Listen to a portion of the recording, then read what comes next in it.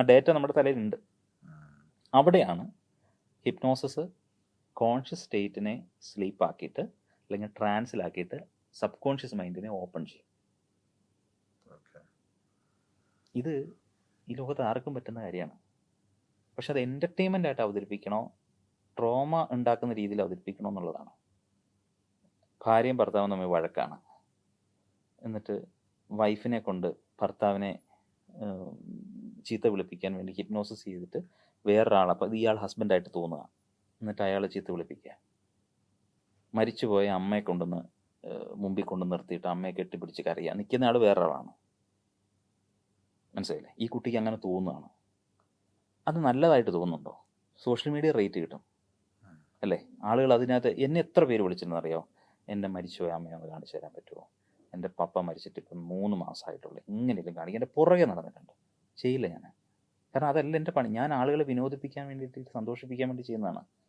ഇതിനിങ്ങനെ കൊണ്ടുവന്ന് റീലുകൾ റീച്ച് ഉണ്ടാക്കാൻ വേണ്ടിയിട്ട് കുറേ ആൾക്കാർ ഇത് പഠിപ്പിക്കുന്നുണ്ട്. അല്ലെങ്കിൽ 500 രൂപയ്ക്ക് 1000 രൂപയ്ക്കൊക്കെ ഇത്. എൻ്റെ അടുത്ത ചോദ്യം 1999 രൂപയ്ക്ക് മെന്റലിസം പഠിക്കാൻ പോസ്റ്റ്. അത് കാണുമ്പോൾ നമുക്ക് കൗതുകമുള്ളൂ. അതിനകത്ത് വലിയ തെറ്റായിട്ടൊന്നും പറയാനില്ല. കാരണം നമ്മൾ ഈ 101 ആയുർവേദ മരുന്നുകൾ മറ്റേ ബുക്കിനകത്ത് വിൽക്കുന്നു പറയുമ്പോൾ ഒരു ആയുർവേദ ഡോക്ടർക്ക് അത് പേടിക്കേണ്ട കാര്യമൊന്നുമില്ലല്ലോ. അന്നേ ഉള്ളൂ. ഇത് പഠിക്കാൻ വരുന്ന ആൾക്കാരായിരിക്കും?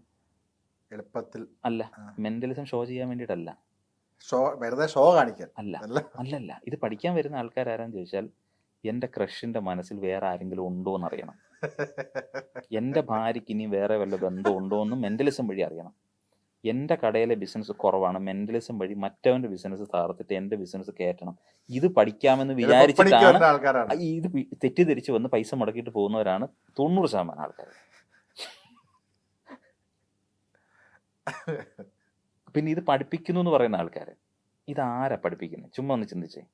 നമ്മൾ ഇവരൊക്കെ പ്രൊഫഷണലി എവിടെയാണ് മെന്റലിസം ഷോ ചെയ്ത് എവിടെയെങ്കിലും കണ്ടിട്ടുണ്ട്? ഒന്നുമില്ല. അപ്പം ജീവിതത്തിൽ അത് പെർഫോം ചെയ്യാനായിട്ട് കഴിവില്ലാത്ത ആൾക്കാർ പഠിപ്പിച്ച് പൈസ ഉണ്ടാക്കാം എന്നുള്ള രീതിയിൽ ഇറങ്ങിയിരിക്കുന്നതാണിത്. ഞാനതിനെ അടച്ചാക്ഷേപിക്കുന്നില്ല. എല്ലാ കാലത്തും ഇങ്ങനെ കുറെ ഉണ്ടാവും, എല്ലാ കാലത്തും ഉണ്ടാവും. അപ്പം അതിനെയൊന്നും നമ്മൾ എതിർത്തിട്ടൊന്നും കാര്യമില്ല. അതൊക്കെ ഇങ്ങനെ ഈ വഴികളിൽ, ഈ വഴിയാത്രകളിൽ ഇതൊക്കെ ഉണ്ടാവും. അതിനൊക്കെ നമ്മൾ കണ്ടില്ല എന്ന് വെച്ചിട്ട് അങ്ങോട്ട് പോവാണ്. ഇതിനൊക്കെ പ്രതികരിക്കാൻ തന്നെ നമ്മൾ മോശക്കാരാവും. ഈ ഹിപ്നോട്ടിസം അത് എന്തുകൊണ്ടാണ് നിർത്തിയത്? ഈ ഒരു മിസ്ലീഡിങ് സാധനം അതിനകത്ത് കിടക്കുകയാണ്. എല്ലാവരും ഈ ആർട്ടിനപ്പുറത്തേക്ക് ഇതിനകത്ത് നമ്മുടെ ഇന്ത്യ ഒരു ഭയങ്കര സൂപ്പർസ്റ്റിഷനുള്ള ഒരു രാജ്യമാണ്, ആണെന്നറിയാമല്ലോ. അന്ധവിശ്വാസങ്ങളുടെ കലവറയാണ്. അപ്പം അവിടെ ഈ സാധനം കാണിക്കുമ്പോൾ ഈ ഹിപ്നോസിന് വിധേയമാകുന്ന ആളെക്കാട്ടിൽ കൂടുതൽ പവറുള്ള ആൾ ഹിപ്നോട്ടിസ്റ്റ് ആണെന്നൊരു ധാരണയുണ്ട്. യഥാർത്ഥത്തിൽ ഹിപ്നോട്ടിസ്റ്റിന് ഒരു കഴിവില്ല. വിധേയമാകുന്ന ആളുടെ അതിനോടുള്ള താല്പര്യവും ആ സജഷൻസിനെ അയാൾ സ്വീകരിക്കുന്ന രീതിയുമാണ് അയാൾ ട്രാൻസിലാകുന്നത്. പിടികിട്ടിയോ? നമ്മുടെ ദിവ്യനായിട്ടാണ് കാണുന്നത്. അതൊരു മോഡേൺ ദിവ്യനായിട്ടാണ് ഒരു ഹിപ്നോട്ടിസ്റ്റിനെ ഒരു പരിധി വരെ ആളുകൾ കാണുന്നത്. അങ്ങനെ വരുമ്പം ഞാൻ എവിടെയെങ്കിലും ഒരു ചെറിയ സാധനം ഉണ്ടാക്കിയിട്ട് അവിടെ ഇരുന്ന് കഴിഞ്ഞാൽ എനിക്ക് ഇഷ്ടംപോലെ പൈസ കിട്ടും. ആൾക്കാരൊക്കെ വന്നു എനിക്ക് വേണമെങ്കിൽ നേർച്ചയ്ക്ക് ഇടും. പക്ഷെ ഈ അച്ഛനെ കാണിച്ചു തരുമോ എന്ന് ചോദിച്ച് അതൊക്കെ ചെയ്ത് അവർക്കൊരു മനസ്സിൽ സന്തോഷം കിട്ടുകയാണെന്നുണ്ടെങ്കിൽ അത് നല്ലൊരു കാര്യം. സന്തോഷം കിട്ടുന്നത് നല്ലതാണോ എന്ന് ചോദിക്കുമ്പോൾ സമയത്ത് അവർ ആ കാണിച്ച സാധനത്തിനെ വിഷ്വൽ ചെയ്ത് റീൽ ചെയ്ത് ഇടുന്ന സമയത്ത് അവർ കാണിക്കുന്ന കാര്യങ്ങൾ മുഴുവനല്ല ഇടുന്നത്. എന്തൊക്കെ കാര്യങ്ങൾ അതിനകത്ത് കാണിക്കുന്നുണ്ട്. ചിലപ്പോൾ ഒരു അമ്മയോട് എനിക്ക് പൊട്ടിക്കരയുന്നു. ആ ഇമോഷൻസ് ഒക്കെ എന്തിനാണ് വിളിച്ച് നമ്മൾ സോഷ്യൽ മീഡിയയിൽ ഇട്ടിട്ട് കുറേ നാൾ കഴിയുമ്പോഴത്തേനും അവരിത് മനസ്സിലാക്കുന്നു. ഞാൻ എൻ്റെ ഒരു ഉള്ളിൽ കിടന്ന വേദനയാണ് ഞാൻ ആ എക്സ്പ്രസ് ചെയ്തത്. അത് പിന്നീട് അവർക്കും അവരുടെ ചുറ്റുമുള്ള ആളുകൾക്കല്ല വേദന ഉണ്ടാക്കുന്നത്. പേഴ്സണലി ഒരു സ്ഥലത്തിരുന്ന് കണ്ടു. തെറാപ്പികൾക്ക് വേണ്ടിയിട്ടൊക്കെ പല ആൾക്കാരും ചെയ്യാറുണ്ട്. ഞാനൊരു ക്ലിനിക്കലി തെറാപ്പിസ്റ്റ് അല്ല, ഒരു റീഹാബിലിറ്റേഷൻ കൗൺസിൽ ഓഫ് ഇന്ത്യയുടെ ലൈസൻസ് ഉള്ള ഒരു ക്ലിനിക്കൽ സൈക്കോളജിസ്റ്റ്. ഹിപ്നോസിസ് പഠിച്ചിട്ടുണ്ടെങ്കിൽ ഒരാളെ തെറാപ്പി ചെയ്ത് ഈ വഴികളിലൂടെയൊക്കെ വേണമെങ്കിൽ അവർ കൊണ്ടുപോകാം. ഇത് 10ാം ക്ലാസ് പോലും പാസ്സായിട്ടില്ലാത്ത ആൾക്കാർ പോയി നിന്ന് ഇത് കൂട്ട് പരിപാടികൾ കാണിക്കുകയാണ്. അല്ല, ഞാൻ ചോദിച്ചത് ഇപ്പം നിബിൻ്റെ അടുത്ത് ഒരാൾ പുറകെ നടന്നെന്ന് പറഞ്ഞില്ലേ, അച്ഛനെ ഒന്ന് കാണിച്ചു തരാമെന്ന് ചോദിച്ചു. അത് ചെയ്ത് കൊടുത്താൽ ഒരുപക്ഷെ അയാൾക്കൊരു മനസ്സന്തോഷം ഇങ്ങനെ ഒരാൾക്ക് കൊടുത്താൽ 10 പേര് പിന്നെയും വരും. ഓക്കെ. അപ്പം എൻ്റെ പരിപാടി എന്ന് പറഞ്ഞു കഴിഞ്ഞാൽ അവരെ സന്തോഷിപ്പിക്കുന്ന, ഇങ്ങനെ മരിച്ചുപോയവരെ കാണിച്ചു കൊടുക്കുന്ന ഒരാളായിട്ട് നാളെ ഇവിടെ പത്രങ്ങളിലൊക്കെ വരും. ഇങ്ങനെ അടുത്ത് പൈസ കൊടുത്തു കഴിഞ്ഞാൽ ഇങ്ങനെ മരിച്ചുവരെ കാണിച്ചു തരുമെന്ന്. ഇത് പണ്ട് ഈ ഓജോ ബോർഡിൻ്റെ അതൊക്കെ ഇപ്പം എല്ലാം പൂട്ടിക്കെട്ടിപ്പോയല്ലോ. ഈ ഓജോ ബോർഡിൻ്റെ കാലത്തെ കഥകളറിയാമോ?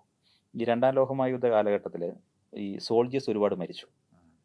ആ സമയത്താണ് ഈ മീഡിയൻഷിപ്പിൻ്റെ പേരും പറഞ്ഞിട്ട് നമുക്ക് ഈ മരിച്ചുപോയ നമ്മുടെ സോൾജർ, അപ്പോൾ വിധവകളായ സ്ത്രീകൾ വീട്ടിൽ ഇരിക്കുക. അപ്പം മരിച്ചുപോയ നിങ്ങളുടെ ഹസ്ബൻഡിനോട് നിങ്ങൾക്ക് എന്തെങ്കിലും പറയാനുണ്ടെങ്കിൽ അതിനുള്ള അവസരമായിട്ടാണ് ഈ ടോക്കിംഗ് ബോർഡ് എന്ന് പറയുന്ന ഓജ ബോർഡ് കൊണ്ടുവച്ചിരുന്നത്. അതിനകത്ത് ചെറിയ ഫീസ് വാങ്ങിച്ചിട്ട് ഈ ഓജ ബോർഡ്, ഇത് ഇഡിയമോട്ടോ റെസ്പോൺസ് ആണെന്നുള്ള കാര്യം നമുക്കിപ്പം അറിയാവുന്ന എനിക്ക് വിചാരിക്കുന്നു. ഇപ്പം അതിനെക്കുറിച്ച് അധികം ആൾക്കാർ സംസാരിക്കാറില്ല. അന്ന് മിസ്യൂസ് ചെയ്തിരുന്നൊരു സാധനമാണത്.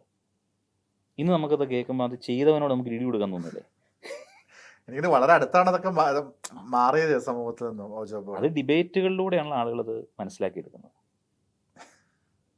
ചർച്ചകളിലൂടെ, സത്യങ്ങൾ പലപ്പോഴും അപ്രിയങ്ങളാണെന്ന് പറയുന്ന പോലെയാണ്. ചർച്ചകളിലൂടെയാണ് നമ്മൾ ഓരോ കാര്യങ്ങൾ മനസ്സിലാക്കുന്നതും പറയുകയൊക്കെ ചെയ്യുന്നത്. ഓക്കെ, ഇനി ഈ ടോപ്പിക്കിൽ വെച്ചിട്ട് കുറച്ചധികം ചോദ്യങ്ങളുണ്ട്. എനിക്ക് തോന്നുന്നു ആ ടോപ്പിക്കിൽ നമുക്ക് വിടാൻ തോന്നുന്നല്ലേ? അല്ല, ചോദ്യങ്ങൾ ചോദിക്കാം, എൻ്റെ അഭിപ്രായങ്ങൾ ഞാൻ പറയാം. ഇല്ല, ഇത് ഞാൻ പറഞ്ഞിട്ട് ഇപ്പം ഞാനിപ്പം ഈ കഴിഞ്ഞ ദിവസങ്ങളിലൊക്കെ നമ്മളിപ്പോൾ ഈ ഒരു ഇന്റർവ്യൂ ഇരിക്കണേ നമുക്ക് കുറച്ച് റെഫറൻസ് എടുക്കുമല്ലോ. അപ്പം ഞാൻ ഈ മെന്റലിസം ടൈപ്പ് ചെയ്ത് നോക്കിയപ്പോൾ കണ്ടതാണ് 1999 രൂപയ്ക്ക് തപാൽ വഴിയാണോ അല്ലതാണ് മെന്റലിസം പഠിപ്പിക്കുന്ന ആളുടെ ഫോട്ടോ ഒക്കെ വെച്ചിട്ടാണ് വലിയ പോസ്റ്റേഴ്സ് ഉണ്ട്. ഇങ്ങനെയൊക്കെ എളുപ്പം പഠിക്കാൻ പറ്റുന്നതാണോ മെന്റലിസം? അതിൽ ചെന്ന് ഒരുപാട് ആളുകൾ ഇയാമ്പറ്റകൾ പോലെ വീഴുന്നുണ്ടാവും അല്ലേ? അല്ല, അത് നമ്മൾ അതിനെ എതിർത്തൊന്നും പറയുന്നില്ല. അതിൽ നിന്ന് ഒരു ട്രിക്ക് അയാൾ പഠിച്ചിട്ട് അത് നന്നായി പ്രാക്ടീസ് ചെയ്ത് അയാൾ മറ്റുള്ളവരെ അത്ഭുതപ്പെടുത്താൻ പറ്റുന്നുണ്ടെങ്കിൽ നല്ല കാര്യമല്ലേ? മനസ്സിലാകുന്നുണ്ടോ? എന്തും പഠിക്കാമല്ലോ, എല്ലാം ഉള്ളതാണല്ലോ ഈ ലോകത്ത്. തന്നെ മനുഷ്യനുണ്ടാക്കിയതല്ലേ, ഓരോ ക്രിയേറ്റേഴ്സ് ഉണ്ടാക്കിയതാണ്. അതവർ പഠിപ്പിക്കാനായിട്ട് വെളിയിലേക്ക് വരുന്നു, അവർ പഠിക്കുന്നു, എന്നിട്ട് അവർക്ക് അവർ ഉദ്ദേശിച്ചതാണോ പഠിച്ചത്, അവർക്കത് ചെയ്യാൻ പറ്റുന്നുണ്ടോ, അത്രത്തോളം പ്രാക്ടീസ് അവർ കൊടുക്കുന്നുണ്ടോ, ഡെഡിക്കേറ്റഡ് ആണോ, ഇനി ഇതിൻ്റെ മാർക്കറ്റ് എന്താണ്, ഇത് അവതരിപ്പിക്കണ്ടേ? പഠിച്ചതുകൊണ്ട് മാത്രം കാര്യമില്ലല്ലോ. അപ്പോൾ എന്തുകൊണ്ടാണ് ഇവർ പഠിപ്പിക്കാൻ ഇറങ്ങുന്നത്? ഇതിൻ്റെ മാർക്കറ്റ് കുറവാണ്.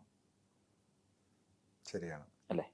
അപ്പോൾ പിന്നെ ഉള്ളത് പഠിപ്പിക്കുക എന്ന് പറയുന്ന ഒരു സാധനത്തിലേക്ക് കൊണ്ടുവരിക. അപ്പം നമ്മൾ ഇതിൻ്റെ മാർക്കറ്റ് ഉണ്ടാക്കാനുള്ള ശ്രമങ്ങൾ നടത്തിക്കൊണ്ടിരിക്കുകയാണ്. കാരണം നമ്മൾ തിയേറ്റർ ഷോസ് കാര്യങ്ങൾ അങ്ങനെയുള്ള കാര്യങ്ങൾ നമ്മളായിട്ട് തന്നെ കണ്ടക്ട് ചെയ്യുന്നു. ഈ ഷോസിനെ കുറിച്ച് ബോധ്യമുള്ള ആളുകൾ ഈ ഷോകൾ തന്നെ വേണമെന്ന് പറയുന്നു. അങ്ങനെയാണ് ഞാൻ ഒരു 19 രാജ്യങ്ങളിൽ ഞാൻ ഷോസ് ചെയ്തിട്ടുള്ളത്. ഇനിയും പോകാൻ കിടക്കും. അടുത്ത ഏതാണ്? അടുത്ത ഇമ്മീഡിയറ്റ്ലി പോകുന്ന UK, അയർലൻഡ്. എത്ര ദിവസത്തെ ഷോ ആണ്? 2 വീക്കേ ഉള്ളൂ. 2 വീക്കുള്ളൂ. എത്ര സ്റ്റേജസ് ഉണ്ടാവും? അതായത് അതിൻ്റെ കണക്ക് ഇങ്ങനെയാണ് ഞാൻ പറയാം. UK, Ireland, Canada. 2 വീക്സ് ഈ UK, അയർലൻഡ് പോയിട്ട് തിരികെ വരും. പിന്നെ ഒരു 6 ഷോ കാനഡ. അപ്പോൾ 6 4 10 ഷോ. ഇപ്പോൾ 24 വർഷത്തോളമായിട്ട് ഈ ഒരു മേഖലയിലുണ്ട് എന്ന് പറഞ്ഞു. അപ്പം പക്ഷേ ശ്രദ്ധിക്കപ്പെടുന്നത് കുറച്ച് നാൾക്ക് മുന്നേ തൊട്ടാണ് നമ്മൾ ഈ മെന്റലിസവും ആളുകൾ അറിഞ്ഞു തുടങ്ങുകയും നിങ്ങളിൽ പലരെയും ആളുകൾക്ക് തിരിച്ചറിയപ്പെടുത്തി തുടങ്ങുന്ന രീതിയിലേക്ക് എത്തുന്നതിന് കുറച്ചധികം ആയിട്ടേ ഉള്ളൂ. ഇപ്പോൾ ഇതിന് മുൻപ് ഇപ്പോൾ 2000 കാലഘട്ടങ്ങളിൽ തൊട്ടിട്ടാണ് നമ്മളിപ്പോൾ 24 വർഷം എന്ന് പറയുമ്പോൾ ആ ഒരു കാലഘട്ടം തൊട്ടാണ് നമുക്ക് തുടങ്ങുന്നത്. ഇപ്പം ആ ഒരു സമയത്ത് ഒരു ഹാർഡ് ഫേസ് എന്നൊക്കെ പറഞ്ഞ് ഇപ്പം ഇങ്ങനത്തെ കഴിവുകൾ നമ്മൾ കാണിക്കുന്നു, ഇതൊരു ടാലൻ്റ് ആയിട്ട് നമ്മൾ അവതരിപ്പിക്കുന്നു. അന്ന് ഇത്രയും മനസ്സിലാക്കാൻ പറ്റുന്ന ആൾക്കാരായിരിക്കുമോ നമുക്ക് ചുറ്റുമുള്ളതെന്ന് അറിയില്ല. ഇവൻ എന്ത് ഭയങ്കര സംഭവം, അങ്ങനെ ഒരു ഫേസിൽ കൂടെ കടന്നു പോയിട്ടുണ്ട്, ഹാർഡ് ഫേസ് അല്ലെങ്കിൽ.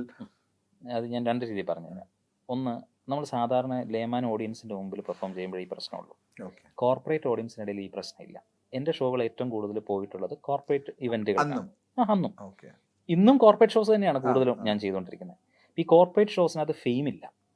ഇപ്പോൾ IBM എന്ന് പറയുന്ന കമ്പനിയുടെ ഡയറക്ടേഴ്സ് അല്ലെങ്കിൽ അവരുടെ സ്റ്റാഫുകൾ അല്ലെങ്കിൽ അവരുടെ ക്ലയൻസിന് വേണ്ടിയിട്ട് അവർ ഇപ്പോൾ മാരിയറ്റിൽ വെച്ചിട്ട് അല്ലെങ്കിൽ ലേമരഡിന് വെച്ചിട്ട് ഒരു ഇവൻറ്റ് കണ്ടക്ട് ചെയ്യുന്നു, അല്ലെങ്കിൽ അവരുടെ ഒരു പ്രോഡക്റ്റിൻ്റെ ലോഞ്ച് കൊണ്ടുവരുന്നു.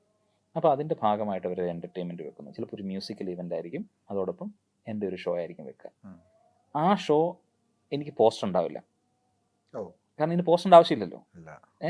കാരണം ഇത് പബ്ലിക് ടിക്കറ്റഡ് ഇവൻ്റ് അല്ലല്ലോ, ഇത് പ്രൈവറ്റ് ഇവൻ്റ് ആണ്.